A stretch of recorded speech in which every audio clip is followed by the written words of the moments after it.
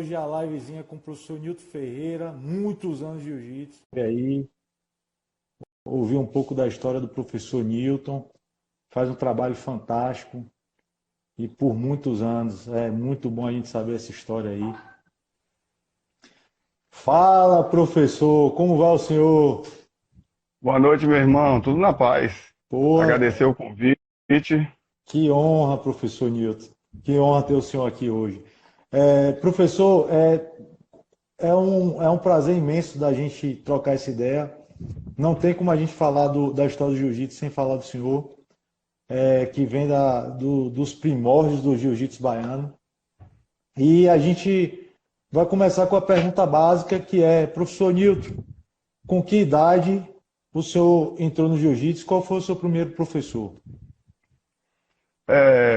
Eu vou contar um pouco de minha história na arte marcial, né? Eu comecei a arte marcial com 13 anos, no Clube da Paz de Pano de Judô, com o professor Ciro, né? Então, eu tenho 54 anos de idade, então eu comecei com os 13 anos. Aos 18, eu peguei a faixa preta de judô, e no próprio treinamento do judô do professor Ciro, do mestre Ciro, ele já viu a origem, já participou de Vale Tudo, na época de Rondônia, ele foi aluno do mestre Kazuo Yoshida. Então nós sempre tivemos na nossa escola um treino muito voltado de forma global, né? Muito chão. Na época não tinha o jiu-jitsu, né? Já tinha o jiu-jitsu, era como Vale Tudo, aquelas exibições, né? A gente for falar sobre o histórico do jiu-jitsu no Brasil, do Maeda, como é que foi, é muita história e muitos já sabem disso. Então eu ingressei na arte marcial com 13 anos através de um amigo meu, não sei se ele está aí, Paulo Guimarães, que hoje ele é aluno de Ricardo Gordilho, grande amigo também. E eu entrei no judô através dele, o pai dele colocou ele irmão, e eu e meu irmão foi. Desses quatro, só eu continuei a treinar. Então, passando tempo, muito tempo treinando judô, eu me formei em educação física, também sou formado em educação física. Entrei na sociedade de uma escola, de uma academia de ginástica, musculação. Me afastei um pouco do judô, por causa do trabalho diário, de 5 da manhã até 5 da noite, até a noite, então me afastei um pouco do judô brasileiro, campeão universitário. Recentemente tem 3 anos que eu voltei para o judô, fui campeão brasileiro veterano e estava sempre na ativa. E é igual andar de bicicleta, não esquece. Na época, o Edson Carvalho, ele foi para o Rio de Janeiro, começou a treinar na Calço e a gente começou a fazer um intercâmbio muito grande com ele. Então ele começou a treinar lá na Carlson, ele foi da época do Valide, do José Mário Sperry, do Bebel, o Edson Carvalho foi dessa época. E com essa movimentação com ele, na época o Charles Grace estava aqui na Bahia, começou a botar o jiu-jitsu aqui, a gente começou a também interagir com ele. E se eu for contar com um professor, eu nunca tive um professor específico de jiu-jitsu. Meu mestre, no início, sempre foi o mestre Ciro, porque na época não tinha muito. Eu vejo hoje muitas pessoas dividirem muitas artes marciais, rotular. E antigamente, quando a gente começou, que era no judô, o Charles não queria que a gente treinasse com faixa branca. Então, por causa, já tinha uma bagagem. Então, a gente já estava, o Guilherme Assad estava aqui. Então, foi assim, uma época que foi difícil. E eu vejo muito preconceito partindo muito dos próprios artistas marciais. Muitas vezes eu vi que era pejorativo ser faixa preta de judô e treinar jiu-jitsu, como se conhecimento fosse pejorativo. Entendeu? Então, as pessoas achavam, porque sempre se focaram a arte marcial em regras de competição. Eu tive outro cunho da arte marcial, foi o filosófico e o técnico. E às vezes, o cara não está dando certo no judô e foi para o jiu-jitsu. Não, eu sempre ganhei no judô, sempre fui campeão na maioria das competições que eu participei no judô. Então não era refúgio do judô e fui para o jiu-jitsu porque estava uma coisa de marketing. Não foi por isso. Eu fui por capacitação, por condição de ser também professor de jiu-jitsu. E na época, a gente começou a escola no Baiano de Tênis, que era Ricardo Carvalho e Nilton Ferreira. A gente começou lá. O Minotauro ia treinar muito lá. O próprio Guilherme iam treinar lá também. Então, era a época, tinha muitas situações, poucas academias, não tinha faixa preta na Bahia. A maioria que dava era faixa azul, o Bocão, o Jucão. É muita gente. Eu já estou ficando velho, a memória não está muito boa. Então, que me perdoe aqueles que eu não lembro o nome, mas teve muita gente. O próprio professor Luiz, que era da equipe da Arma.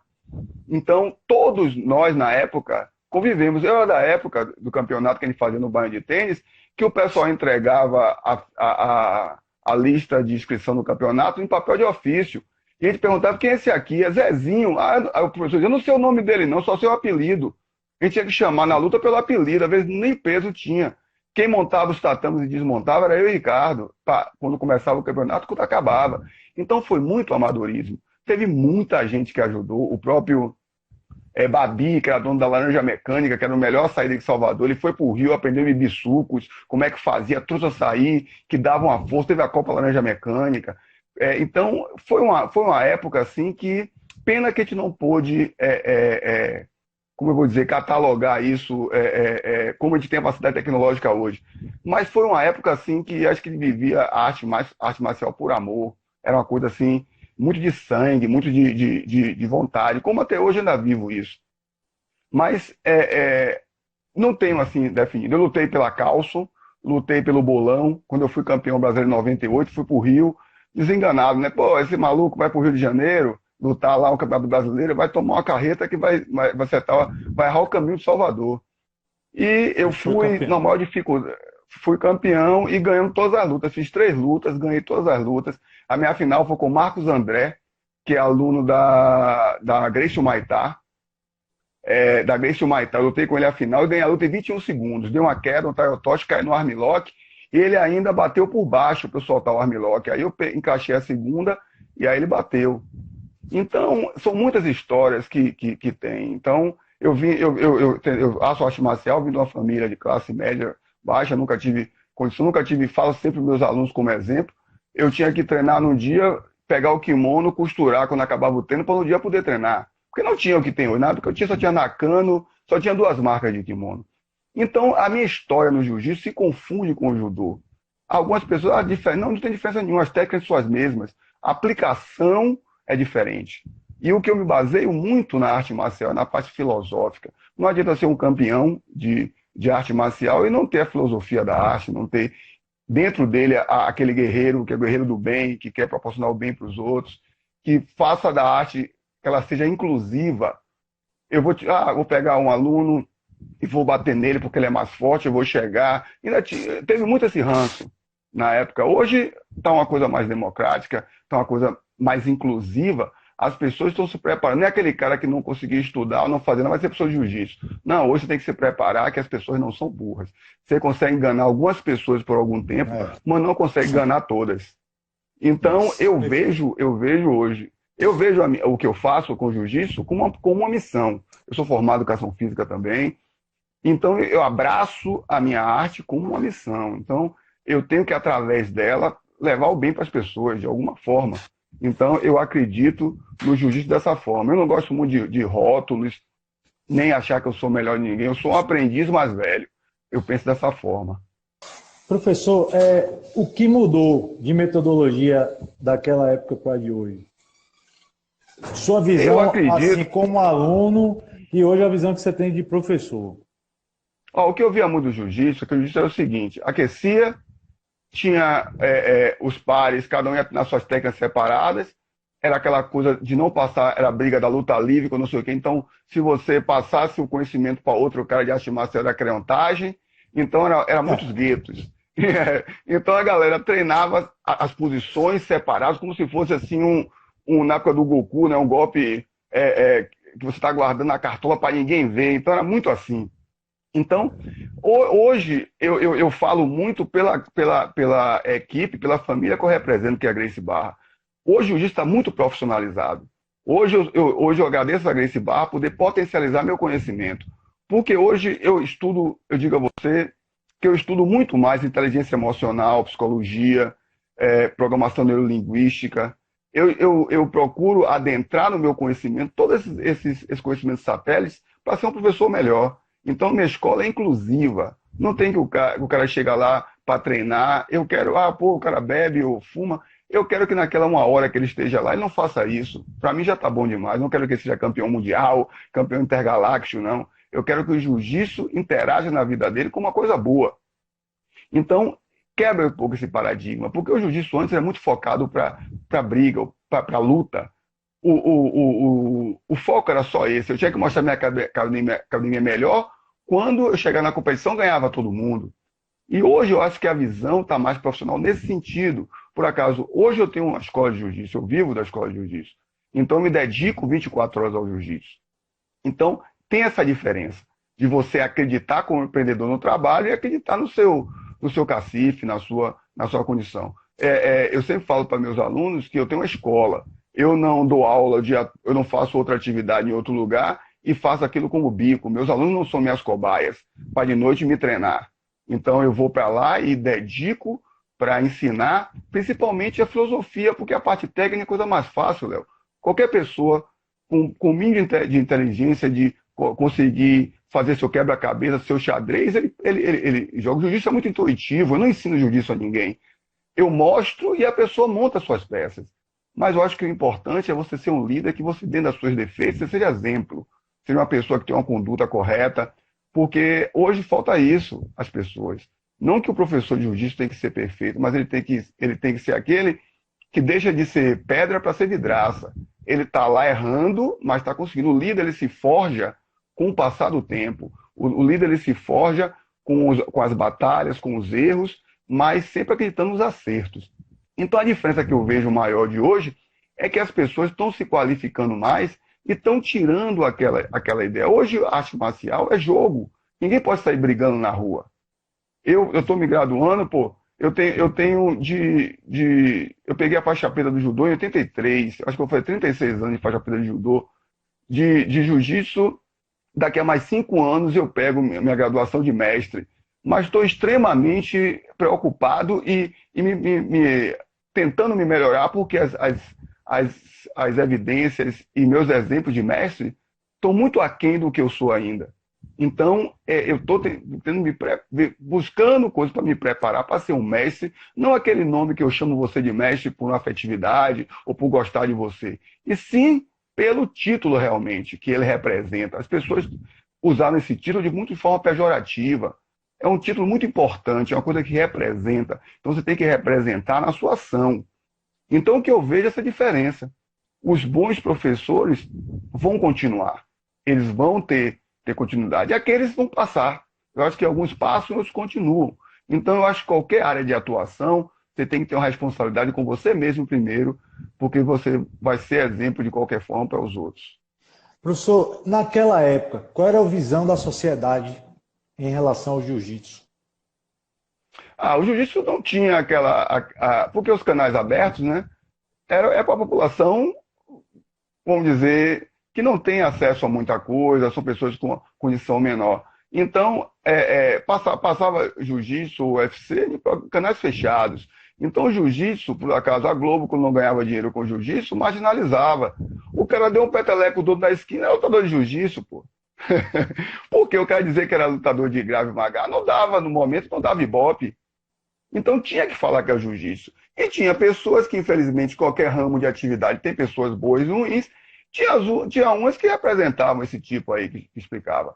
Mas uma das coisas que o próprio mestre Carlos falava, fale da sua realidade. Diga quem é seu professor, que ele vai dizer quem é que faz jiu-jitsu. Por acaso, eu não tenho uma situação de briga de rua com meus alunos, porque eu procuro dar esse exemplo para eles. Então, a questão é muito disso. Foi uma coisa que foi implantada que deu dinheiro. O mundo gira em cima de dinheiro. Por acaso, se eu ensinar só filosofia de jiu-jitsu, eu tenho aluno. Porque as pessoas não estão ainda preocupadas com esse foco de você se melhorar de dentro para fora. Você quer aparecer, você quer participar de competição, que é muito bom também. É uma forma de você crescer através tudo se completa. Mas eu acho que não se deve dar uma ênfase muito grande a uma coisa e não a outra. Eu acho que você tem que ter um equilíbrio. E você tem que ter o feeling como professor para saber que tipo de aluno você está chegando. Pô, vou pegar um aluno, vou botar num treino que vai pegar os caras casca grossa, que a pessoa chamava de espanta-aluno, para fazer um treino, o cara vai embora, pô. Então é importante que o professor tenha esse feeling para saber o que o aluno quer. Ele quer ser um campeão mundial, ele quer treinar, vai ter um treino específico. Ele quer para lá para tirar o estresse dele, para emagrecer, para aumentar a autoestima. Então, eu acho que o que diferencia também é esse feeling que o professor tem que ter. Para ele ter um número de alunos que justifique ele estar com a escola aberta e que ele realmente passe as várias nuances que a arte marcial pega. Eu acho que a mídia em geral pega muita ponga. Então pegou uma ponga na época, porque a galera do Rio gostava muito disso, pô. Gostava de brigar, não sei o quê. O próprio, você vê relatos na época do Havaí, que é aqueles black trank, né? Que entrava no mar, e quantas coisas teve com o pessoal do jiu-jitsu. Depois os caras brigavam muito. Porque os caras entravam, os caras, pô, é aquela coisa, o próprio o Ronald falou, os caras, pô, quem é esse cara aí? Do Brasil. História. Eu no Rio uma vez, eu treinei com o mestre Laerte Barcelos. Conheço. O mestre Laerte, ele é ali da Marechal, depois Bangu um pouco. Pai ele do foi Raul nesse bar. Barcelos. Pai do Raul. Aí, eu conversando com o mestre, ele falando que a galera que não era do jiu-jitsu e que surfava, chamava a galera do Wesley para defender, se defender da galera do jiu-jitsu. E aí, meu irmão, naquela época ele era do Wesley. E aí ele tanto que quem vem pacificar e fazer essa união do Wesley com o jiu-jitsu é o Rolls. Que aí ele começa a treinar o Wesley e aí começa a fazer parte até da seleção brasileira de Wesley e viajar com a seleção. E aí começa a trazer os caras do Wesley agora. Aí esses caras que andam lá no mar, tudo agora se acabaram. Ficaram sem. Porque o Hollis, tanto como o mestre Carlos Gracie, são visionários. Eles pensavam no jiu-jitsu como um meio, não como um fim. Entendeu? Então, o conhecimento, meu amigo, não é coisa que o espaço. Minha especialidade é judô e jiu-jitsu, mas já fiz boxe, já fiz muay thai, já treinei capoeira, porque eu sou um artista marcial, eu amo a arte marcial. Então, o próprio mestre Yoshida, ele falava o seguinte: perguntaram a ele qual é a melhor arte marcial. Ele falou: tudo é suor. Faça o que você tem que fazer de forma boa, bem feita. Então, eu acho que isso faz parte de um processo também de civilidade. Você treina, compete com o cara no tatame, depois se abraça. Eu tenho tantos amigos que foram competidores, já lutei o europeu em Portugal, que eu fiz uma amizade, ganhei a final para ele, do europeu, do peso. E você é o federal de Brasília, é meu amigão. Então eu tenho muitos amigos no Brasil e no mundo. Eu tenho um amigo, aluno seu, que a gente pegou amizade lutando. Faixa preta. Geilson. Acho que foi Geilson, Geilson é meu aluno aí. Faixa preta. Então, assim, eu acho que o jiu-jitsu é fantástico. É uma coisa que a gente não tem noção. O sensei, professor, a gente sabe que hoje o senhor vive do jiu-jitsu. Naquela época, o senhor imaginava ser professor de jiu-jitsu? Léo, a gente sempre tem vontade. Eu sou uma pessoa que eu não consigo viver numa situação. Eu já dei aula em colégio, até na área de educação física, mas sabe, meu poder criativo muito travado, porque eu tinha que obedecer normas regulamentares no sentido de você fazer uma coisa porque tinha um propósito aquela. Então eu sempre gostei de gerenciar o que eu faço. Então, na minha mente, eu sempre tinha isso, mais questões de sobrevivência, eu venho de família humilde.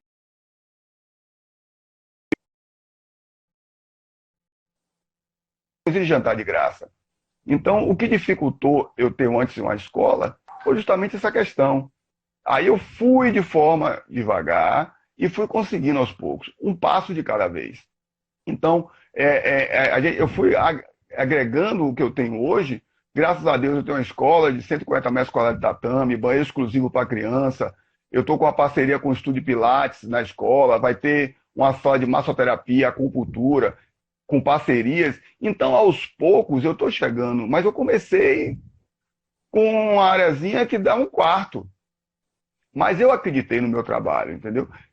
Nunca a gente assim vai dizer, poxa, eu sabia que ia ser dessa forma. Mas a gente tentou, até de forma empírica, porque eu não tinha Hoje eu tenho graças também a Gracie Barra, eu tenho uma visão bem mais empresarial do que eu faço. Então, hoje eu consigo ver de uma forma mais ampla isso. Hoje a Gracie Barra está com mais de 900 escolas no mundo. E eu vejo professores, um professor do Texas, o Gigantinho, ele convidando um professor para trabalhar lá, que quer ganhar 2.000, parece que a média seria R$ 2.500, não sei, não me lembro, para morar na escola.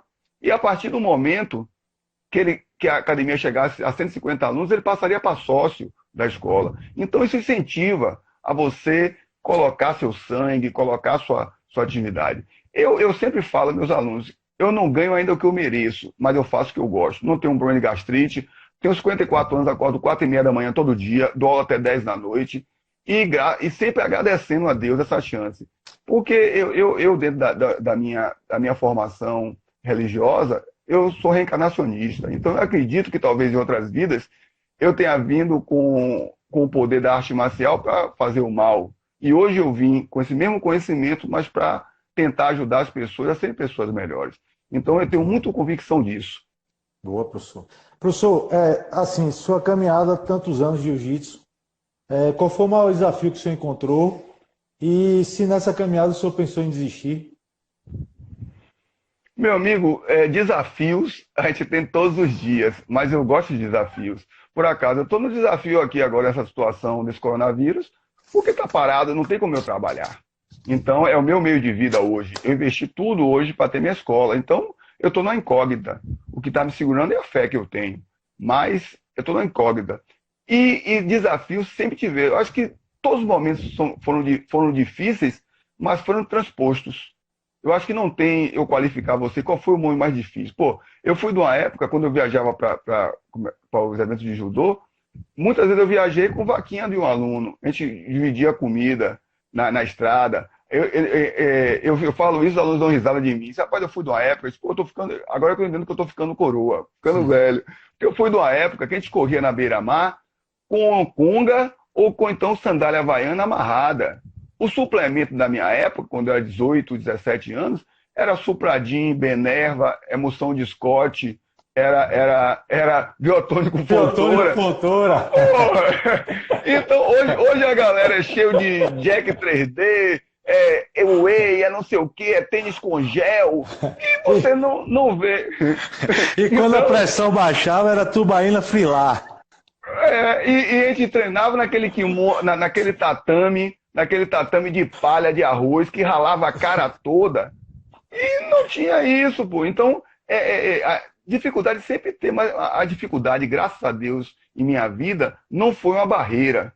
Ela foi uma coisa para me jogar mais para frente.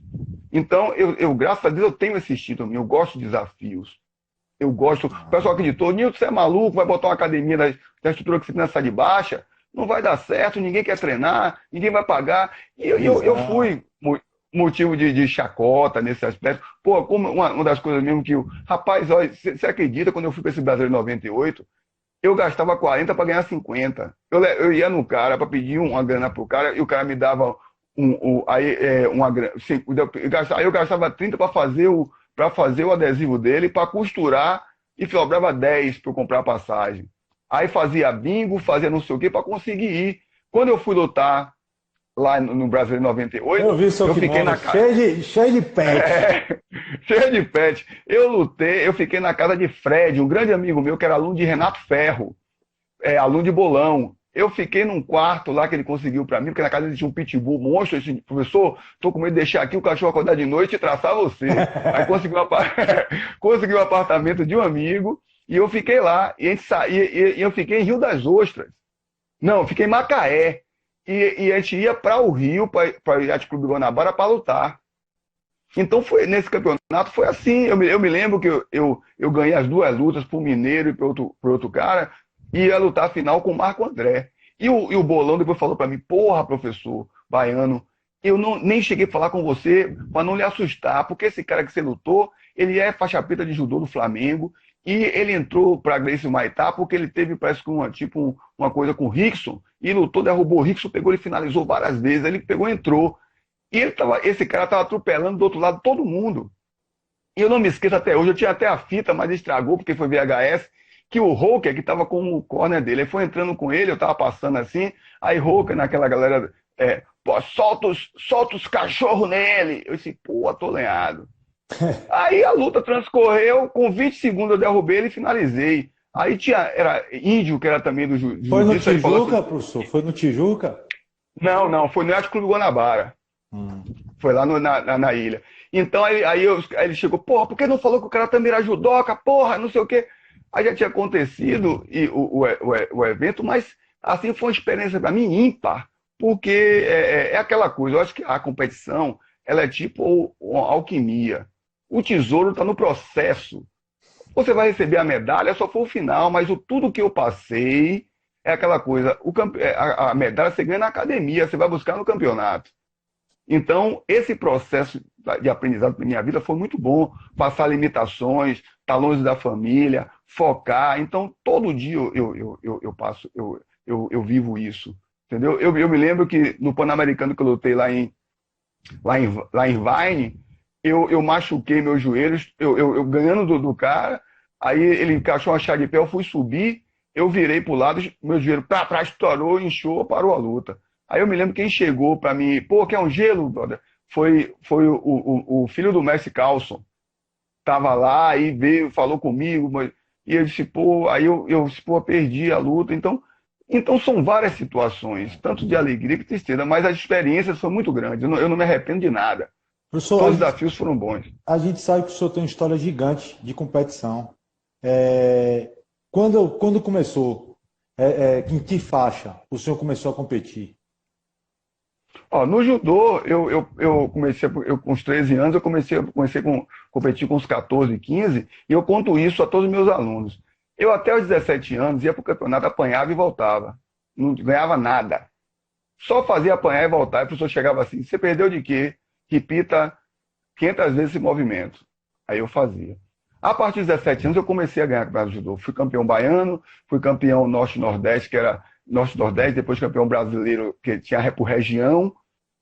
Já fui vice-campeão universitário 2 vezes. Fui campeão brasileiro veterano. Então, absoluto várias vezes baiano de judô. Mas no jiu-jitsu, eu comecei já tarde. Esse campeonato brasileiro foi master, foi com 35 anos. Por quê? Por que você não lutou antes? Porque não tinha condição financeira. Naquela época, viajar para o Rio é como se fosse para os Estados Unidos, meu amigo. Não tinha condição. Não tinha condição. Então era muito difícil. Como eu falei, relatei, a dificuldade que foi para o vice-campeonato. Só fui porque ajudou. Eu nem conhecia a Fred, me deram o contato dele. Ele fez essa amizade, porque o jiu-jitsu tem esse vínculo monstro de você Acolher, né, as pessoas. Acolher as pessoas. Então, é um amigo, até perdi o contato com ele. Então, foi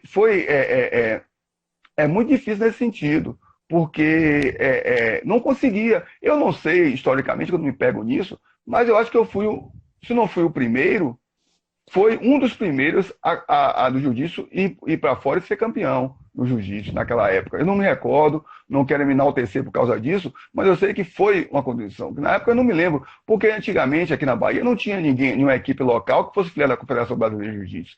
Eu tive que filiar o Bolão, a Calço, para poder lutar. E lutei muito tempo por ela. Porque não tinha não tinha escolas aqui com registro, que tinha que ter um registro de um professor faixa preta, confederado, para você fazer a escola. E não tinha isso aqui. Eu acho que não foi no mesmo campeonato que Minotauro foi, não? Minotauro, eu acho que ele lutou em 98 também, ou 97. Poxa, eu não me lembro se ele lutou, se foi Mas nesse. eu acho que ele lutou de roxo ou foi marrom, né? Eu não me recordo. Mas olha, na época Shaolin lutava, pé de pano.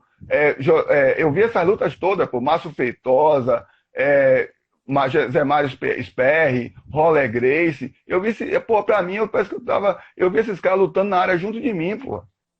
Então, a Tererê, pô, aquela da favela fazia descer a arquibancada. Então eu vivenciei tudo isso, entendeu? É problema, Tererê. Quando descia, meu amigo, descia.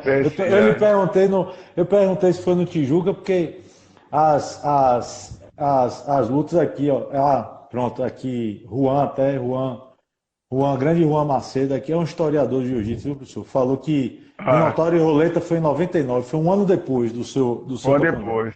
É. Eu lutei muito na Tijuca também, lutei muito na Tijuca, lutei na Gama Tijuca, Filho. eu acho que aquele ginásio do Tijuca, meu amigo, pra gente que é de fora, é horrível. Os caras Ali ficam em cima no cangote é uma da gente ali, ó. bomboneira, é uma bomboneira ali.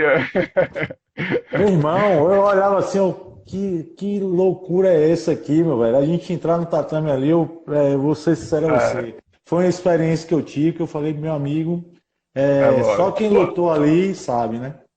Você falando de desafio, todos os meus eventos que eu fui desafio. Eu fui a Portugal, a primeira vez que eu fui pro europeu, eu fui para lá para ficar na casa de Keitor, tinha um bocado de brasileiro. Mas só que tava um bocado de gente, a galera trabalhava de turno, não dava, foi uma confusão. Eu peguei com cartão, não tinha internet assim como tinha, não tinha nada. Eu com cartão para ligar, aí consegui encontrar com o Rogério, que lutou lá também, acho que era aluno de Sintra, ele que ele conseguiu, eu consegui entrar em contato, eu fui pro hotel dele, aí fiquei com ele lá. Esse primeiro europeu que eu fui fui vice-campeão, vice-campeão europeu. No segundo ano que eu fui campeão no peso e absoluto. Mas foi assim, dificuldade monstra, porque, Tabaréu da Bahia, não tinha só sair daqui para Feira de Santana, para aqui pro lado, ir para outro país, e naquela época era compra diferente, um frio, o medo, muitos aspectos que estavam envolvidos. Quando eu fui para os Estados Unidos, a mesma coisa. Para os Estados Unidos eu fui, aí não tinha essa coisa, eu fui alugar carro, fui de carro de Los Angeles para Irvine, sozinho no carro. Então foi assim, foi coisas, como eu falei a você, uma alquimia. O mais importante foi o processo, foi um aprendizado monstro. Você sente a importância de sua família, a importância de sua academia, de seus alunos. Quando você vê assim longe, quem eu vou me apegar agora? Eu É, vou ter que botar para fora o aprendizado, meu amigo. é. Então, foi experiências assim que eu guardo, eu levo o resto de minha vida, essas experiências. Professor, Independente do resultado. professor, mudava o treinamento quando o senhor ia competir? Tinha um treinamento específico ou mantinha o mesmo treinamento até o fim? Eu procurar, por a minha também conhecimento na área de educação física, eu procurava trabalhar bastante a parte física. Nós não dispomos na época de muitos sparring, muitas pessoas para treinar. Porque os alunos eram mais novos, então eu treinava com os alunos. Eu nunca fui para lugar nenhum para treinar. Todas as competições que eu fiz, eu treinava com meus alunos, que na maioria não tinham graduado. Então eu treinava com eles. Na época eu estava, em 98, ainda estava na F. Carvalho, então era lá também que eu ia treinar, mas o que acontecia? Era muito empírico, porque eu trabalhava o dia todo, dava aula, na época eu dava aula no colégio o dia todo, só os horários à noite, outros horários que eu tinha condição de treino, mas eu nunca tive assim uma capacitação ou alguém para me orientar para eu poder competir. Sempre foi um pouco empírico, eu vou dizer a você com certeza. Mas uma das coisas que eu aprendi na arte marcial é a seguinte: o corpo pode até estar fraco, mas o espírito sempre tem que estar forte. Você tem que aprender a lutar com a espada, com a faca, um canivete ou com caneta, meu amigo. O importante é você não ir para trás. Então sempre foi isso. Mesmo que eu chegue lá, tome minha carreta e volte, eu vou aprender. Como o mestre fala, ou você ganha ou você aprende. Então, às vezes que eu não ganhei, eu aprendi muito, até mais do que quando eu ganhei. Então, eu sempre tive esse pensamento. A única pessoa que eu tinha que provar alguma coisa era a mim mesmo. Meus mestres e professores, meus amigos, nunca me cobraram nada. E É. eu sempre fui o meu cobrador. Professor, qual foi a luta que marcou sua vida? Eu acho que essa do Marco brasileiro André? com o Marco André, a final, foi porque foi uma luta muito intuitiva. Então eu sempre fui por causa de. Eu nunca. Se isso é old school, eu não sei, não quero conceituar isso, mas eu sempre gostei de buscar a finalização. Eu nunca gostei de marcar ponto para segurar a luta. Então eu sempre quis avançar. E nessa luta, eu fiz isso, eu fui intuitivo. Eu nem sabia quem era o cara, pô. Então, pegou em meu kimono e enfiei e encaixei o armlock. Então, eu sempre tive isso aí. Eu acho que a gente está ali para guerrear E eu acho que é importante o lutador ele ter a cabeça erguida, que ele fez a parte dele. Então, eu acho que foi uma das importantes, para mim também, que marcou muito, que foi minha primeira viagem internacional, foi quando eu fui campeão peso absoluto no europeu. Eu fiz entre peso e absoluto, fiz umas 5 ou 6 lutas. Aí eu vejo até algumas pessoas falando, pô, Master 5, vai para lá, faz uma luta e volta dizendo que é campeão. Isso, olha, quem não morrer antes fica velho. Porque tem um cara de lutador novo aí que desmerece, né? Porque acha que não vai ficar velho. Ele acha que vai ficar Quem não novo. morrer fica velho. Que não morrer fica velho. Então fica desdenhando muitas vezes as conquistas dos outros. Eu quero ver quem vai chegar a 54 anos, a 60 e poucos anos, com o mestre Maurício e estava lutando.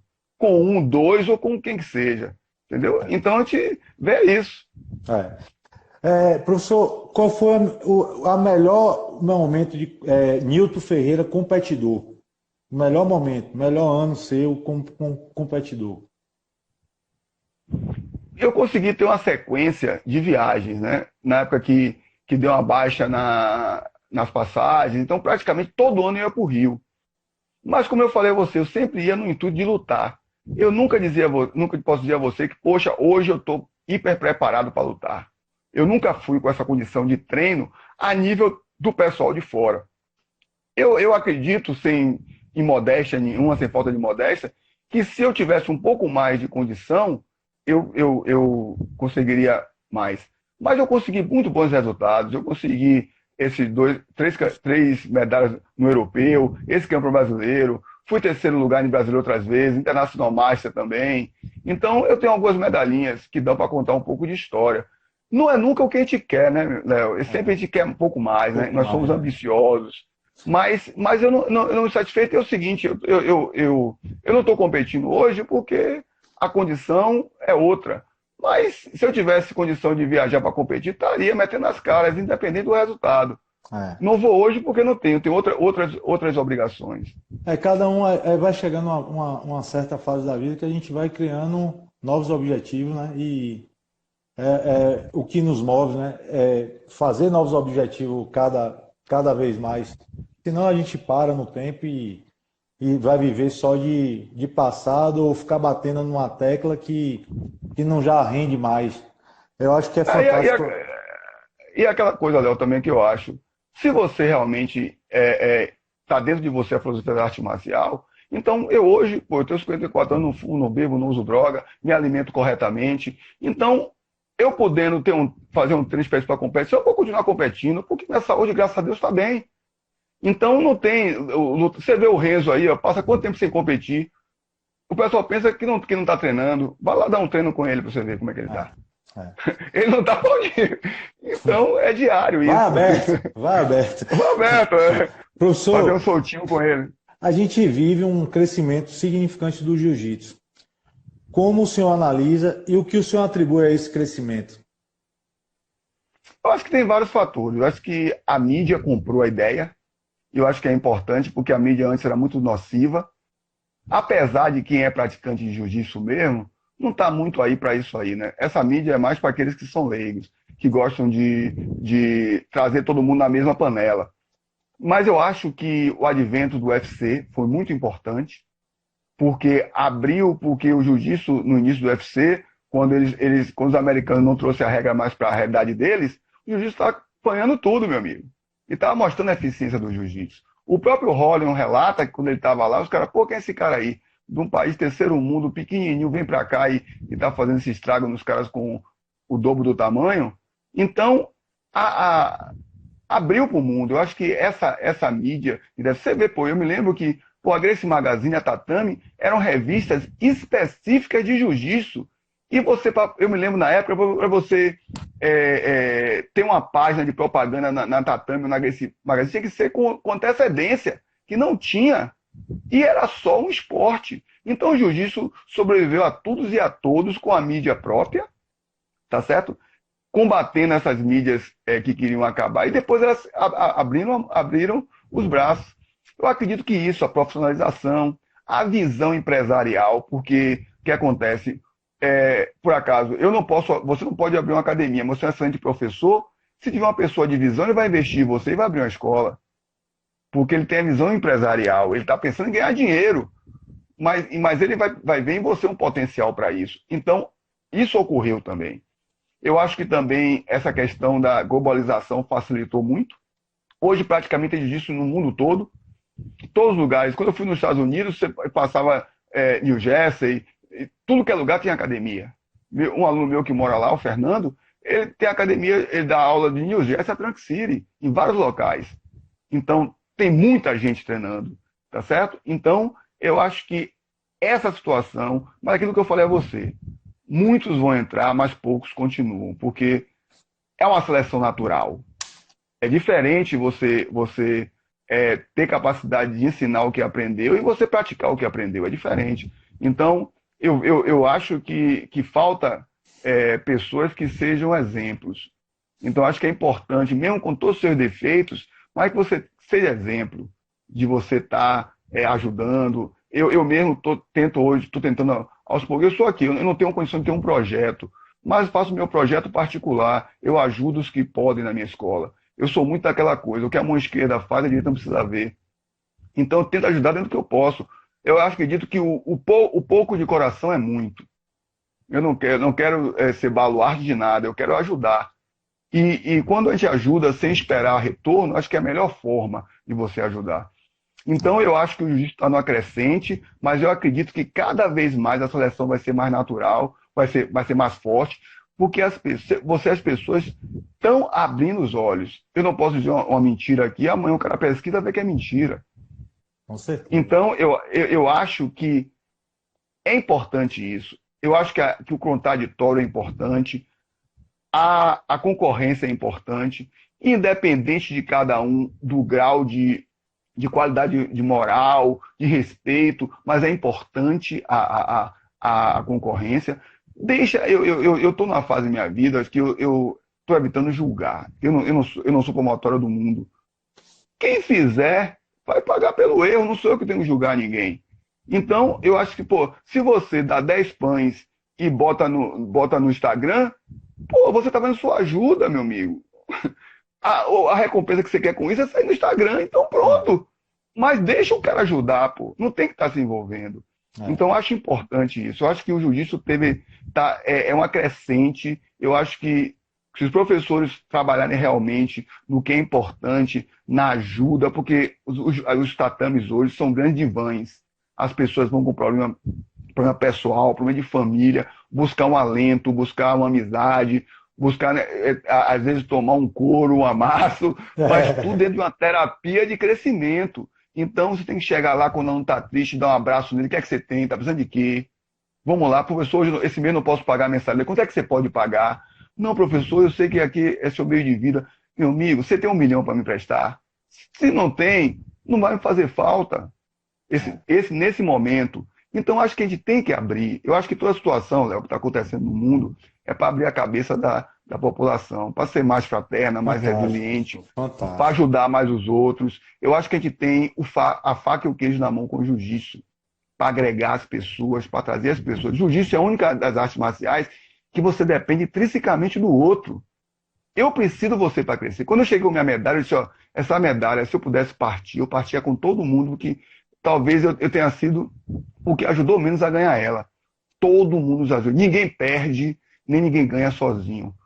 Tudo tem uma coletividade. Eu acho que essa situação tá para os alunos sentir falta do tatame, sentir falta do calor humano. A gente sentir falta que eu vejo assim, um cara prende um passarinho na gaiola, pô, tá cantando. Será que ele tá cantando feliz? Ele tá se vendo igual o passarinho agora. Será que todo mundo tá na janela e tá cantando feliz? Então, a gente sentiu o prazer da felicidade e valorizar ela. Então, eu acho que isso é uma lição. A gente tem que... Hoje eu procuro não reclamar das coisas difíceis que eu passo, só pedir entendimento a Deus, me dê entendimento disso. Porque se for eu estou acontecendo por causa de um erro, que eu consiga ter outra trajetória. Então, para mim é fantástico poder hoje ter a chance, dentro das minhas limitações como professor, poder ensinar o jiu-jitsu. Às vezes o aluno fala, pô, professor, você chama muita atenção, você é isso. Eu disse, ó, nós temos o professor e os alunos que merecemos. Se eu sou chato, é porque você não merece um professor chato. Entendeu? Então tudo é uma simetria, é junto, né? Professor, a gente vai fazer um bate-bola para o senhor definir com uma palavra, certo? Nilton Ferreira, faixa branca. Sempre. eu sou um grande aprendiz. Azul. Azul, a gente começa a entender o que é, né? Roxa. Roxa, a gente está naquela situação, não tem mais como voltar atrás, é só para frente. Marrom.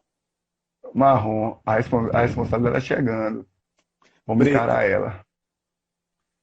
Preta, meu amigo, não dá para resumir uma palavra só, não. Você ser um faixa preta, eu faço para meus alunos que a faixa ela tem que vestir você, ela tem que ser você. Então, é muita coisa. Eu até hoje não me considero um faixa preta. Eu sou um faixa branca, em muitos aspectos. Pô, fantástico. Professor, a gente sabe que muitos jovens hoje, eles sonham em viver do jiu-jitsu. Ou como atleta, ou depois ou como professor. Mas a gente vislumbra muitos jovens como ter isso como meio de vida. Qual a mensagem que o senhor deixa para eles? Se qualifique. E principalmente nos conhecimentos. Eu digo hoje, eu adoro o que eu faço, me formei em educação física, mas sinto muita falta hoje de ter um inglês fluente. Porque na minha época, a minha classe social não era uma vantagem. Meu pai, vou botar no curso, só tinha o EBEC, o Aquibeu, que era caro. Não tinha. Hoje eu sinto muito a falta de uma língua. Então, se você quer vencer no jiu-jitsu, como compete, seguir uma etapa de ser um competidor e futuramente ser um professor, se qualifique. Não seja um aluno de jiu-jitsu só nas 4 linhas do tatame. Aprenda, estude, faça muito network, conheça as pessoas, se forme em alguma área. Eu falo não é formar acadêmica, mas se forme em conhecimento, porque o conhecimento é o maior bem que nós temos, ninguém tira da gente. Então, acho que o que falta é qualificação e foco. O que é que eu pretendo ser? Eu quero iniciar a ser um competidor, eu quero ter futuramente uma escola, tem que se planejar. Agora, o que eu falo sempre para meus alunos, que lutar chão, por acaso eu que já estou coroa, para mim jiu-jitsu é tomar sopa quente. Eu não meto a colher na beira porque eu vou me queimar, no meio porque eu vou Rapaz, você queimar a tá um boca, eu vou pelos filósofo. cantinhos. Ó, eu tenho que anotar outra, porque eu já anotei já 4. É, Se não morrer de velho, velho, porque, competição é alquimia. E agora, porque se você vai, o cara tá mais coroa, tá sem gás, vai afobado, tem que ir devagarzinho. Então você não pode tomar sopa enfiando a colher no meio quente, tem que ser pelos cantos. Então eu acredito o seguinte: se você quer ser um professor, um faixa preta, sempre eu falo para meus alunos, não abandone uma posição sem estar com outra garantida. Você vai dominar a cabeça, quer ir para a montada, domine a calça, entre o joelho, depois você avança. Porque difícil o você vai jovem ser de hoje surpreendido. querer absorver isso. O jovem quer tão pronto, quer já estar na montada. Imagine ouve, gente, aí, É um difícil. conselho desse. Ouve Não, porque você vê eu o falo seguinte, isso você aqui. vê, os irmãos Miau, os caras treinam 6 horas por dia. Os caras fazem o beribolo. O cara mal entrou no jiu-jitsu, quer fazer beribolo. Mal sabe fazer uma raspagem de tesoura. Então, é um processo, meu amigo. O cara quer, como o Romário dizia, quer subir no ônibus, quer sentar na janela, mal subiu no ônibus. Então, Com eu acho que é um certeza. processo. E aquela coisa, você quer ser jiu-jitsu, mas tem outra coisa. Para uma coisa compensar a outra. Então, não pode ser de uma vez só. Só se o cara for bem abastado, tiver uma condição, mas nem isso faz com que ele vai ser bem. Ele tem que ter um alicerce, uma base muito boa, uma equipe forte por trás, uma pessoa que seja orientador. Ele tem que ter alguém também como um exemplo, uma pessoa a seguir, entendeu? Ouço. Professor, a gente passa por um momento muito difícil. Como o senhor relatou durante até a entrevista aí, que o que mais a gente gosta, a gente está sem poder fazer e sem poder ter nossos alunos até para dar um abraço. Nesse momento de pandemia, qual a mensagem que o senhor deixa para a comunidade do jiu-jitsu? Meu amigo, eu acho que a gente não pode perder nunca a fé. Aí está, nesse momento que a gente está passando, tem muita filosofia do jiu-jitsu, das artes marciais. Quantas e quantas vezes eu ou você tomou um amasso e pensou que ia acabar tudo ali, você conseguiu sair? No Imagina. triângulo do armlock. Quantas vezes o professor chegou para você, passou um treino tão duro para você, que você achava que não ia sair vivo, e você saiu e saiu mais forte? Com certeza. Fazendo uma metáfora, eu acho que o grande arquiteto do mundo, o grande mestre do mundo, está nos dando a chance de tomar um amasso e mostrar que nós somos fortes e vamos sair desse amasso e vamos virar o jogo. Então, eu acho que a fé nunca pode perder. Acho que tem que ser homens de fé. Então, eu acho que eu falo aos meus alunos, ó, se por acaso, Deus livre, a academia não volte a funcionar, eu vou fazer qualquer coisa que me honre como homem, independente. Se não der, te volta tendo ajuda na garagem, eu vou ir na cara de vocês, mas eu acho que a honra e o pensamento positivo sempre vai ser. A gente fala o que. Geralmente a gente não pensa muito, está pensando muito. Vamos pensar no aqui e agora, vamos pensar no momento, vamos cuidar dessa situação. Eu acho que a valorização, Léo, das pessoas, das relações, dos que as pessoas conquistaram realmente, vão ser maiores depois disso. Eu acho que vai, como eu falei a você, vai melhorar a resiliência, vai melhorar. Eu acho que eu vi falando que o mundo nunca teve tantas pessoas orando e pedindo pelos outros. Antes eu passar pela rua, pô, como eu falei, ficou natural você ver um mendigo, ver uma pessoa morta. Então a gente está tendo outro contexto, eu acho que está renascendo. E a arte marcial, agora eu acho que muitos alunos vão dar muito mais importância à arte marcial. Porque ali é a segunda casa dele. Ali Sim. ele sabe que o colega está pegando o pescoço da gente, mas não é com covardia. Lá tem um espírito de irmandade muito forte dentro. Então eu acho que esses locais do bem vão sair mais fortes e vão reforçar. Então, eu acho que tem que ter fé em alguma coisa, independente do credo de cada um, mas nunca percam a fé. Acreditem que a gente vai sair dessa. Pense no jiu-jitsu agora com filosofia. Eu quando a orelha Aplique o estourou, jiu-jitsu agora. aplique. Cara, agora é a época de aplicar o jiu-jitsu. Ah, mas eu estou nervoso, que eu estou dependendo de jiu-jitsu. Não aplique. O jiu-jitsu tem que ser uma ferramenta para lhe ajudar, não é uma ferramenta de dependência. Não está podendo? Se interiorize, se fortaleça, venha mais forte. Ah, eu estou comendo muito, não coma menos. É vídeo supérfluo. Se tá lhe sobrando, dê a quem não tem. Então, acho que esse processo. Porque o jiu-jitsu. Rapaz, rapaz, o jiu-jitsu é uma religião no sentido do bem. Acho que tudo que leva para o bem, você pode chamar como religião. Então, o jiu-jitsu visto como religião é isso. Vamos nos ajudar mais, como a gente ajuda no jiu-jitsu. Quando chega um faixa branca, o que a gente faz? Ensina a amarrar a faixa, como é que cumprimenta, ensina os primeiros golpes. Então, vamos ver nossos semelhantes dessa forma, com pessoas que estão precisando de ajuda, e ajuda material só não, ajuda emocional. Liga para o amigo, liga para o companheiro, liga para o aluno. Aí a pessoa só pensar, divina mensalidade, estou pagando a mensalidade, estou fora, nem liga para mim. Então, está sempre em contato. A minha escola, eu falo que é uma grande família, meus alunos são a minha família. Eu moro na academia e durmo em casa. Entendeu? Então, Boa. o dia todo dando aula, meu irmão. Então, A mas gente hoje muito teve uma forte. aula de filosofia. Mas é aquela, como dizem, quem não tem dinheiro conta história, né? Eu gosto de. Eu ouço muitos antigos. Eu tenho minha avó como uma das pessoas mais sábias. Né? Você falando em filosofia, eu vou dizer uma que ela me contava sempre. Meu filho, quando você botar comida no seu prato, coma sem olhar o dos outros. Independente que seu prato tenha só um ovo frito, dos outros teve um salmão. Então, eu trago esse mim porque minha avó me criou com isso. Com essas frases assim comportamentais que eu até hoje levo. Eu vi uma psicóloga falando, nunca se prive de falar alguma coisa a uma criança, porque você pensa que ela não está entendendo. Tudo que minha avó falou quando eu era criança está muito forte em minha mente. Nos momentos difíceis eu penso muito no que ela me falou.